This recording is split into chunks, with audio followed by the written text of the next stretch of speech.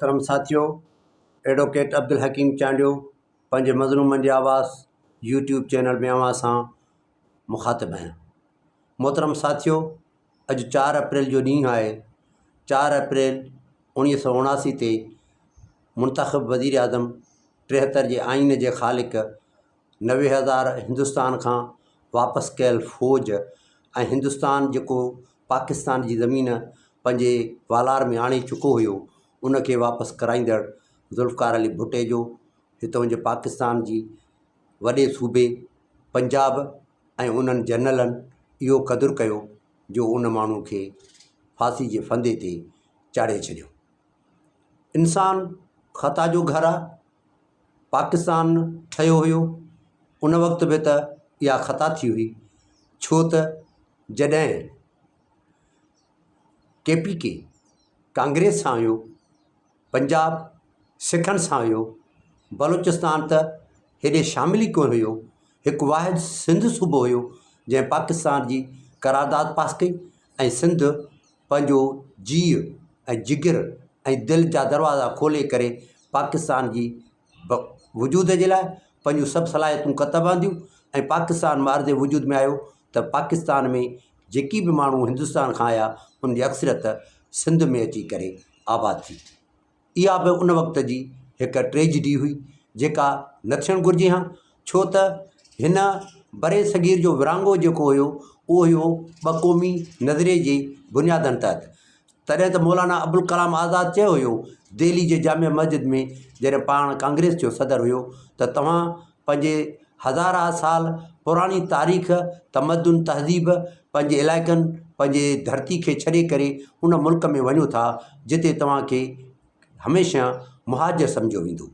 जेकॾहिं तव्हां KPK में वेंदव मुहाजिर हूंदव, पंजाब में वेंदव मुहाजिर हूंदव, बलूचिस्तान में वेंदव मुहाजिर हूंदव, जेकॾहिं सिंध में वेंदव त बि तव्हांखे हुते मुहाजिर सॾियो वेंदो। पर उन्हनि सां असांखे अॼु बि मुहबत आहे, उन्हनि सां असांजा मिटी माइटी जा रिश्ता जुड़ी चुका आहिनि। असां मुस्तक़िल बुनियादनि ते मुहाजिर ऐं सिंधी हिन धरती जे दिफ़ा जी ख़ातिर, धरती जे वजूद जी सलामती ख़ातिर ऐं धरती जा जेके मामलात आहिनि उन्हनि खे बहितर नमूने में हलाइण जे लाइ हिक ॿिए जा सॻे भाइरनि वारा जेके रिश्ता आहिनि उहे असां क़ाइमु कया आहिनि ऐं उन जे क़ाइमु करण में असांजूं भरपूर काविशूं ऐं कोशिशूं शामिल आहिनि।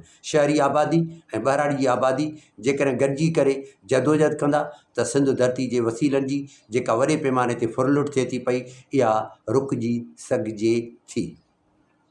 त ॻाल्हायोसीं पई पाण ज़ुल्फ़िकार अली भुट्टे जी शहादत ते। Zulfikar Ali Bhutto son of soil Sindh जो ॼाओ हुयो। हा, उन खां ग़लती ज़रूरु थी त अताला मेंगल जो पुटु असद मेंगल गुम थी वियो, मिस थी वियो। ऐं जीअं अॼु बि बलूचिस्तान जा बच्चा मिस थियनि था, उन्हनि जा लाश मसख़ शुदा उन्हनि जे वारसनि जे हवाले थियनि था, त उन वक़्त जो अताला मेंगल जो पुटु असद मेंगल मौजूदा वक़्तु BNP जे सरबराह अख़्तर मेंगल जो भाउ असद उन्हनि ॾींहंनि में खजी वियो हुयो त अॼु ताईं उहो न वापसि वरियो, न उन जी क़बर ॾेखारी वई। इहो बि उन वक़्त जे जबर जो हिकिड़ो सिलसिलो आहे ऐं इहो इनकार नथो करियां ऐं इक़रार थो करियां त इहा बि जेका ज़्यादती थी उहा ज़ुल्फ़िकार अली भुट्टे जे वक़्त जे अयामनि में ऐं उन जे ॾींहंनि में थी हुई, जेका तारीख़ कॾहिं बि कंहिंखे माफ़ु नथी करे सघे। जॾहिं शेख मुजीबुर रहमान इक़्तिदार में अचण जे लाइ पंहिंजूं घुरिबल सीटूं हासिलु कयूं त इक़्तिदार मुजीब खे मुंतक़िल थियणु घुरिजे हा।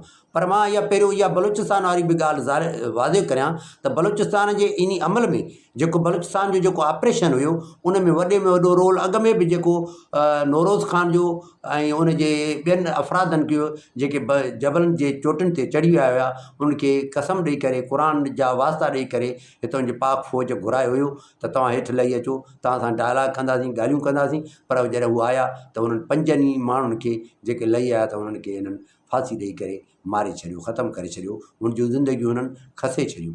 ऐं नौरोज़ ख़ान जी उमिरि वॾी हुजण जे करे उनखे ताहयात क़ैद में रखियो हुयो। त इहो उन वक़्त जे बि आर्मी जो पंजाब जो फ़ैसिलो हुयो। पंजाब सिंस बिगनिंग असांजो हिकिड़ो इस्तेसाल कंदड़ सूबो रहियो आहे जंहिं यकी मुस्तक़िल बुनियादनि ते असांजो इस्तेसाल कयो।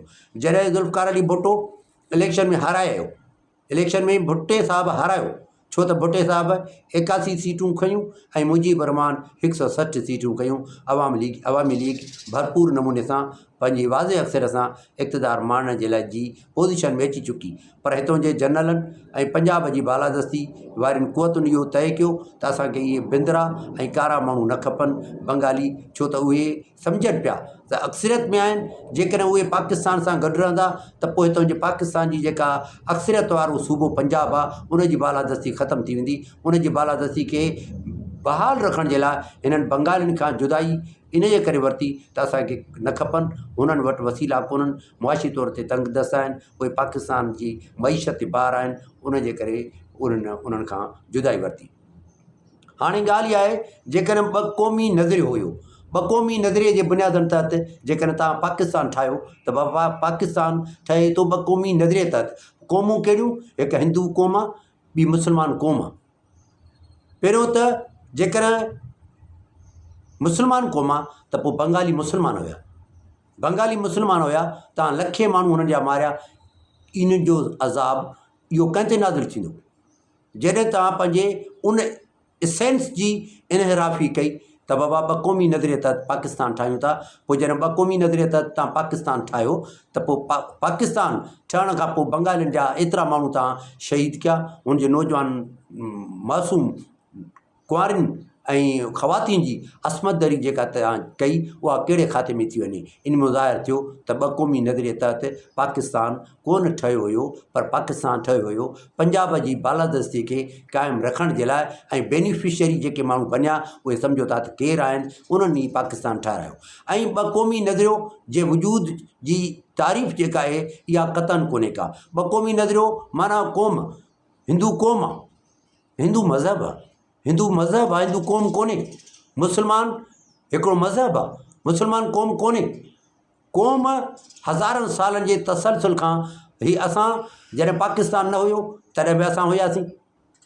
जॾहिं हिते 792 में इस्लाम आयो उनखां अॻु में असां मुस्लमान हुयासीं। माना त असांजो इस्लाम असां वटि अॻु में बि हुयो, असां वटि क़ौम अॻु में बि हुई। जॾहिं सिंधी क़ौम हज़ारनि सालनि जी पुराणी तहज़ीब, सक़ाफ़त, लैंग्वेज, धरती, टेरिटरी पंहिंजी रखे थी त माना सिंधी क़ौम हुई। जॾहिं सिंधी क़ौम हुई ऐं सिंधी क़ौम हुजण जी वज़ाहत इहा आहे त जॾहिं तव्हांजा अरब न आया तॾहिं बि असां मुस्लमान हुयासीं। जॾहिं तव्हां अरब न आयो तॾहिं बि असां मुस्लमान हुयासीं। जॾहिं तव्हां पाकिस्तान न ठाहियो हुयो तॾहिं बि सिंधी क़ौम हुई। त ॿ क़ौमी नज़रियो जेको सरीहन ठगी जे ऐं मुनाफ़िकी जे बुनियादनि ते तव्हां मुतारफ़ करायो आहे, इन जी बालादस्ती तव्हांजी इहा हुई त असां पंहिंजे बालादस्ती खे, ताक़त खे, उन खे क़ाइमु रखूं। उन जे करे तव्हां हिते इहा शइ इंट्रोड्यूस कई। अचूं था ज़ुल्फ़िकार अली भुट्टे जे उन शहादत ते।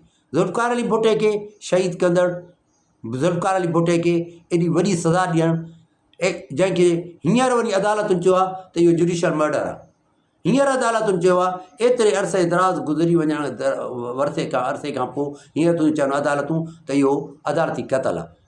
त पोइ मां इहो सम्झी सघां थो त ज़ियाउल हक़ ज़ुल्फ़िकार अली भुट्टे सां इख़्तिलाफ़ थी सघनि था, जे पाकिस्तान जे ठहण सां बि इख़्तिलाफ़ आहिनि। क़ौमूं हिते रहनि थियूं, बलोच क़ौम आहे, सिंधी क़ौम आहे, पंजाबी क़ौम आहे, पख्तून क़ौम आहे, हीअ था चवनि पाकिस्तानी क़ौम आहे। इन सां असांजो इख़्तिलाफ़ आहे। जहिड़ी तरह चऊं था त असद मेंगल खे अगवा कयो वियो, हुनजो लाश वारसनि खे न मिलियो, उन सां असांजो इख़्तिलाफ़ आहे। मुजीब रहमान खे इक़्तिदार न मिलियो, हक़ु उनजो हुयो, इन पॉइंट ते बि असांजो इख़्तिलाफ़ आहे। हा, इहे इख़्तिलाफ़ जा बुनियाद जेके आहिनि उहे सॼो जो सॼो उनजो सरो जेको आहे न उहो पंजाब साम्राज्य ॾे थो वञे। असद खे बि जेकॾहिं गुम करायो त जनरलनि करायो, पंजाब जी बालादस्ती ऐं पंजाब जी फ़ौज करायो। इक़्तिदार मुंतक़िल जेकॾहिं हुनखे ज़ुल्फ़िकार अली भुट्टो आलाइकार ज़रूरु बनियो, उनखे का इनकार न कबो। ऐं उनखे बि, छो त तारीख़ सचु ॻाल्हाईंदी। अॼु जेको ॻाल्हायां पियो इहा तारीख़ आहे, इहो तारीख़ जो हिकिड़ो तवाज़ुन आहे। ऐं तारीख़ पंहिंजो पाण खे रिपीट बि कंदी आहे। अॼु जो सचु सुभाणे जो कूड़ थी सघे थो, अॼु जो कूड़ सुभाणे जो सचु थी सघे थो। अॼु हींअर माना इख़्तिलाफ़नि जो वजूद, धरती जो वजूद, सिज ऐं चंड जो वजूद ऐं ॾींहं ऐं राति जो पाण में इख़्तिलाफ़, इहे मौसमनि जो पाण में इख़्तिलाफ़, जवानी जो कुराड़प सां इख़्तिलाफ़, ज़िंदगी जो मौत सां इख़्तिलाफ़, सच जो कूड़ सां इख़्तिलाफ़, इहे फितरी आहिनि, इहो लॉजिक आहे, इहो मंतिक़ आहे। पर सच इहो आहे त इन जे पसे पद कहिड़ी क़ुवत आहे जंहिं इहो सॼो अमल करायो आहे। ज़ुल्फ़िकार अली भुट्टो सिंधी हुयो, उन जे करे हुननि सोचियो त सिंधी क़ौम खे इस्तेमालु करणु तमामु आसान आहे। ऐं हुननि आसान, असां ई त हुयासीं न, असां ई मोबे वतन हुयासीं, असां ई त पाकिस्तान ठाहियो न। असांजे पाकिस्तान ठाहिण खां पोइ जेका सज़ा असांखे मिली, बंदरगाह असां वटि कोन, ॿोली असां वटि कोन, नेवी में असां कोन, एयरफोर्स में असां कोन, आर्मी में असां कोन, पाकिस्तान जे मालियाती इदारनि में असां कोन, दुनिया जे सफ़ारत खाननि में सिंधी माण्हू सफ़ीर कोन। हितां जा मिनरल्स जेके आहिनि, हितां जा कुदरती वसीला जेके आहिनि, सिंध धरती जा वसीला जेके आहिनि, उनजी जेका फुरलुट थिए पई ऐं उहे सॼा जो सॼो वञनि था पंजाब ॾे, उनमें सिंधी माण्हुनि जी का बि उन में इन्वॉल्वमेंट कोन्हे का। उहे सिंध धरती जे इंफ्रास्ट्रक्चर ते, तालीम ते, सिहत ते, रोज़गार ते ऐं तरक़ी ते ख़र्चु थियनि ई कोन था। इहे सॼा जो सॼा पैसा उन ॾे था वञनि जंहिं पाकिस्तान हादसाती तौर ते क़बूल करे वरितो हुयो, जेके हुया उन वक़्त में सिखनि सां, पर पाकिस्तान ठही वियो त बेनिफिशरी वधि में वधि पंजाब थियो, या उहे थिया जेके हीअं अमीर थी विया। जेके सिंध त वधीक ग़रीब थी वई, सिंध त पाकिस्तान ठहण खां वधीक गुरबत खे मुंहुं ॾिनो। हुन जा पढ़ियल लिखियल माण्हू हिंदुस्तान माइग्रेट करे विया। हितां जा पढ़ियल लिखियल माण्हू जेके आहिनि उहे धरती तां हलिया विया। धरती खां निकिरण जो मेन सबबु इहो त पाकिस्तान ठहियो।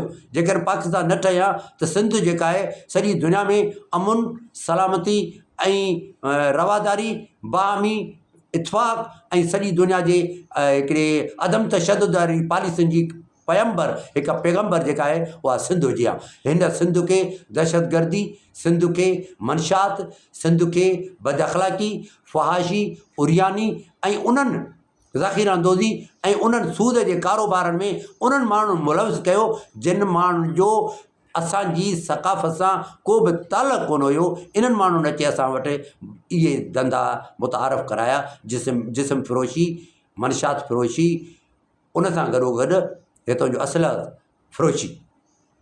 न त सिंधी माण्हू अदम तशद्दुद जो क़ाइल रहियो आहे। सिंधी माण्हू जहिड़ो कंदड़ ई कोन रहियो आहे तारीख़ में। सिंधी माण्हू कॾहिं बि कॾहिं बि कंहिंजे मथां हला न कई आहे, कंहिंजे मथां काह न कई आहे, कंहिंजे धरती जे वसीलनि ते क़ाबिज़ न थियो आहे, कंहिंजे धरती जे वसीलनि खे जी फुरलुट न कई आहे, लुटियो कोन्हे, फुरियो कोन्हे। सिंधी पुरअमुन क़ौम ऐं हुई आहे ऐं रहणु चाहे थी, पर असांखे मजबूर करे इन लाइन ते धिकियो थो वञे त असां सुभाणे बग़ावत करे इन पंहिंजे पुरअमुन रस्तनि खे हथनि मां छॾियूं ऐं अदम तशद्दुद खे छॾे करे तशद्दुद वारनि राहनि खे अख़्तियार कयूं। ऐं पोइ जीअं तव्हां सुभाणे असांजो नसुल कुशी करियो, हा नसुल कुशी करे सघो था, केतिरा बि माण्हू असांजा मारे सघो था।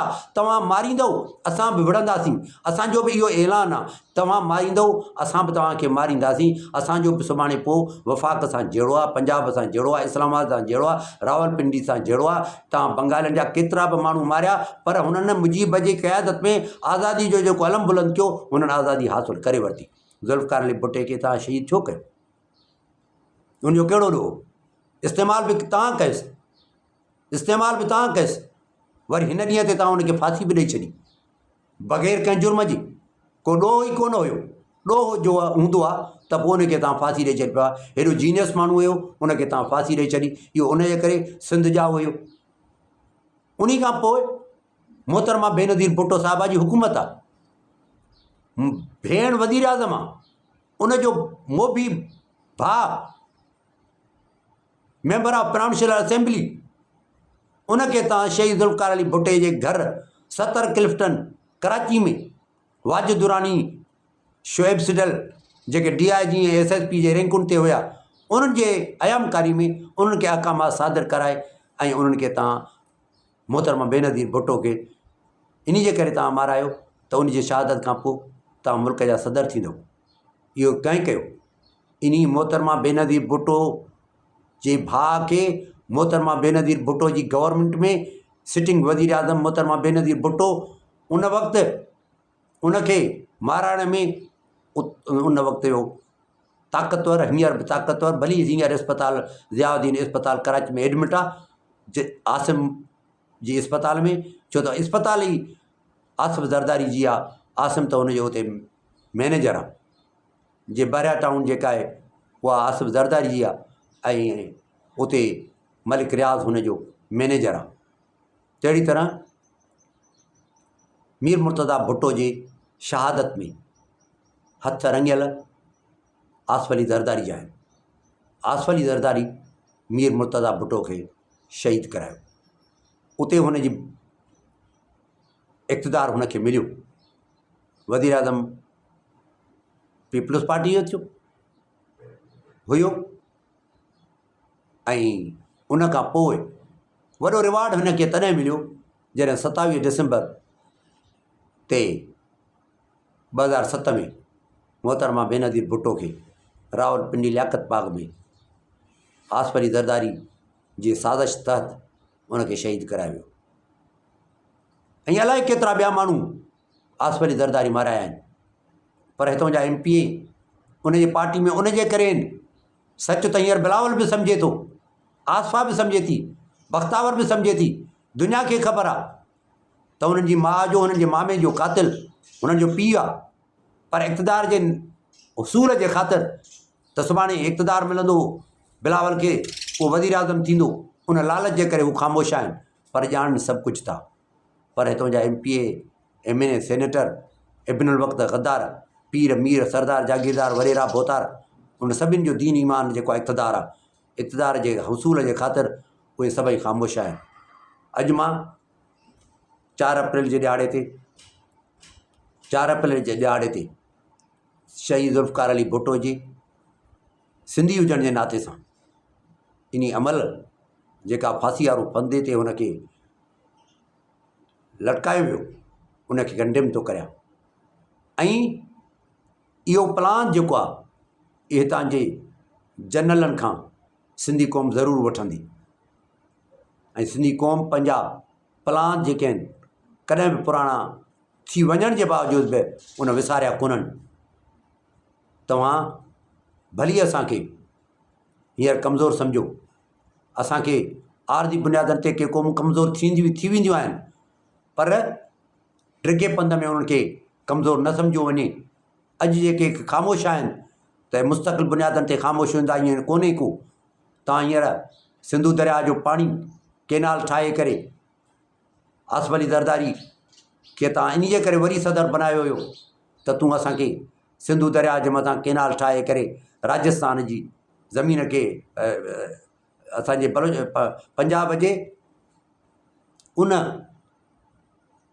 इलाइक़े खे चोलिस्तान, सारी राजस्थान न पर चोलिस्तान जे उन इलाइक़े खे तूं आबाद कराईंदे जिते असांजो प्रोग्राम आहे ग्रीन पाकिस्तान साओ। असां चवंदा आहियूं ग्रीन पाकिस्तान, असां वटि साओ माना साई जो मरीज़। पंजाब खे तव्हां साओ था करणु चाहियो, पर साओ माना साई जे मर्ज़ में मुब्तला था करियो तव्हां पंजाब खे। ऐं तव्हां सभु वञूं झेलम, चकवाल, पिंडी, लाहौर, गुजरात, गुजरानवाला, सेंट्रल पंजाब जा जेके इलाइक़ा अथव उतां जे जनरलनि खे था ॾियो ऐं उतां जे माण्हुनि खे था आबाद करे सिंध जी आबादी वारी ज़मीन खे गिराबाद था करियो। अॼु असांजो इहो ऐलान आहे, अॼु 4 अप्रैल ते इहो ऐलान आहे असांजो, जेकॾहिं सिंधू दरिया जे मथां केनाल ठहिया त पोइ तव्हां असांजो जहिड़ो आहे ऐं असां इन जहिड़े खां कॾहिं बि दस्तबरदार न थींदासीं। ऐं अॼु ऐलान इहो वज़ाहत थो करियां, ऐलान थो करियां जहिड़े जो। ऐं पोइ असांजी ज़िंदगी बेमाना आहे, जीअणो कहिड़े कम जो आहे।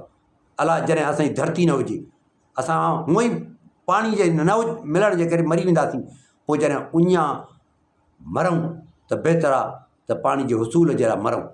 जेकॾहिं उन में फातिह थियासीं त बहितर आहे, असां ज़िंदगी में ॾिसंदासीं। जेकॾहिं न थियासीं त असांजो ईंदड़ नसुल जेको आहे उहो ज़रूरु असांजी फतह जदोजहद तारीख़ी रोल उहो ज़िंदा हूंदो ऐं क़ौम उनखे यादि रखंदी। अॼु मां 4 अप्रैल ते ज़ुल्फ़िकार अली भुट्टे जी उन अज़ीम शहादत खे सुर्ख़ सलाम थो पेश करियां। जंहिं ज़ुल्फ़िकार अली भुट्टे वॾो कमु कयो, हुन खां ग़लतियूं थियूं आहिनि। जीअं शुरूआति में मां ग़लतियुनि जो इज़हार करे आयुसि त असां खां बि हिते ग़लतियूं थियूं, जेके असां करारदादूं पास करायूं पाकिस्तान जे ठाहिण जे लाइ, उहे असांजे ॻिची में हींअर गट बणिजी करे असांजे ॻिची में हींअर सुलेब जे वांगुरु असांखे ॻिची में पियल आहिनि। असां अॼु ग़ुलाम आहियूं, सिंधी क़ौम ग़ुलाम आहे। असां पंहिंजो पाण खे ग़ुलाम था सम्झूं ऐं ग़ुलाम जॾहिं थी वेंदा आहिनि माण्हू त पोइ आज़ादी जे लाइ जदोजहद कंदा आहिनि। बहादुर आहियो त बंगालियुनि खे जीअं आज़ादु कयो हुयो त हितां पाकिस्तान में बि माण्हुनि खां पुछो, बलोचनि खां पुछो त हू तव्हां सां रहणु चाहिनि था, सिंधियुनि खां पुछो त हू तव्हां सां रहणु चाहिनि था, पठाणनि खां पुछो हू तव्हां सां रहणु चाहिनि था। जेकर नथा रहणु चाहिनि त पोइ जे USSR यूनाइटेड सोशलिस्ट रिपब्लिक वारनि पंहिंजे स्टेट्स खे जे रियासतुनि खे आज़ादी ॾिनी हुई न, ईअं तव्हां अख़लाक़ी तौर ते मज़बूत हुजो, बहादुर हुजो, दिलेर हुजो त पोइ क़ौमुनि खे आज़ादु कयो। जेके माण्हू तव्हां सां गॾु नथा हली सघनि, जंहिं माण्हुनि जा हक़ खाओ, जिन माण्हुनि खे बुखियो उञो रखो, जिन माण्हुनि जे रोज़गार ते तव्हांजो कब्ज़ो, सिहत उन्हनि खे न, तालीम रोज़गार उन्हनि वटि न, उहो पंहिंजे गुरबत खे लकीर खां 95% माण्हू हेठि सारनि, 95% माण्हू गुरबत खे लकीर खां हेठि गुज़ारींदड़ ख़ुशहाल सिंध जा मालिक, ख़ुशहाल सिंध जा वारिस, ख़ुशहाल धरती जा धणी जेकर अहिड़ी अज़ियत में गुज़ारनि त पोइ हुनजो आज़ादी हक़ आहे। जेकर असां बलोच पख़्तून तव्हां सां रहूं था बराबरी जे बुनियादनि ते, पर तव्हां बराबरी जे बुनियादनि ते असांखे ट्रीट ई न कयो आहे। जेकॾहिं तव्हां असांखे बराबरी जे बुनियादनि ते ट्रीट नथा करियो त पोइ क़ौमुनि जो आज़ादी हक़ आहे। तव्हांजी उमिरि 77 साल आहे, पर असांजी उमिरि जेका आहे 5000 साल खां वधीक वॾी उमिरि आहे असांजी। पोइ इहो असांजो जेको वॾी उमिरि हुजण जे नाते सां असांजो जेको बुनियादी हक़ थिए थो त पोइ उहो असांखे मिलणु घुरिजे।